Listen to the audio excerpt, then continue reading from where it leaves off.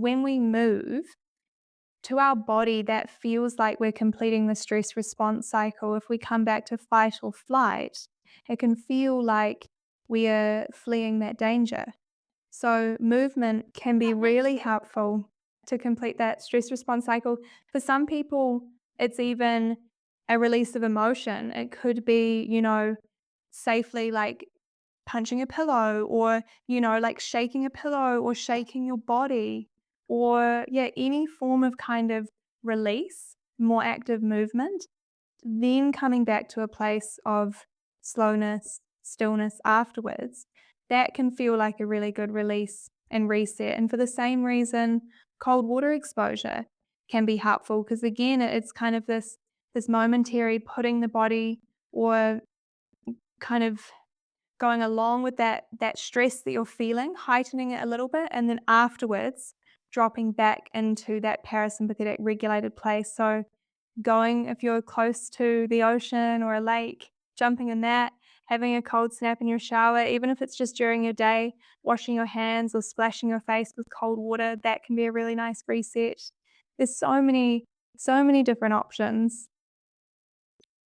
It's really interesting because a lot of the things that you have suggested are things that probably biologically were we would have done. You know, as you Yeah. said, if there's the fight or flight, it's probably because there's danger. So we're probably going to need to run away from something or make sure that we're safe or whatever that is. And then after that, we're probably going to sit and have a bit of time to kind of ponder and get our breathing Yeah. right and that sort of thing. And then if we, every day, I imagine there would be some sort of exposure to cold water because, when we all lived outside in caves and whatever, they wouldn't have had the hot water or the hot shower. Or it's really interesting, isn't it, that it really does come back to the Yeah.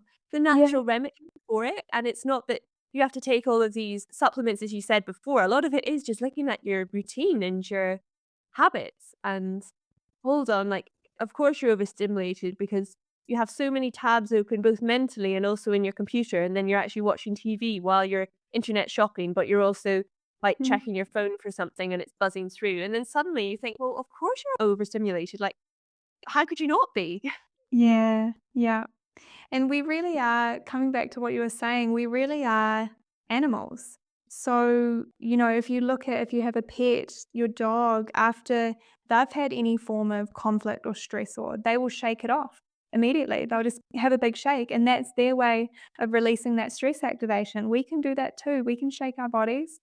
There's also a theory. I was actually just speaking to someone about this last night. There's a theory that when we do personal grooming as well, be it having a shower or painting our nails or brushing our hair or maybe even putting on some moisturizer, that can also support our nervous system to feel safe and regulated because we, as an animal, we wouldn't be doing those grooming rituals if we were in danger.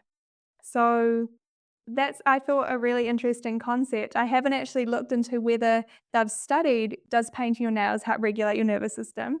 But I thought Great title it for a made question. sense. Yeah, I know, maybe that'll be my PhD, but it made sense that, this is what animals do, and they wouldn't do this if they were in danger, and so it's all about finding ways to show our nervous system, "I am safe, I'm not in danger," or like we were saying before, "I've outrun the danger, and now we're safe." It's actually fascinating. The more you look into it, the more simple yet mind-boggling it becomes, like in equal measure. It's actually, yeah, super, super fascinating.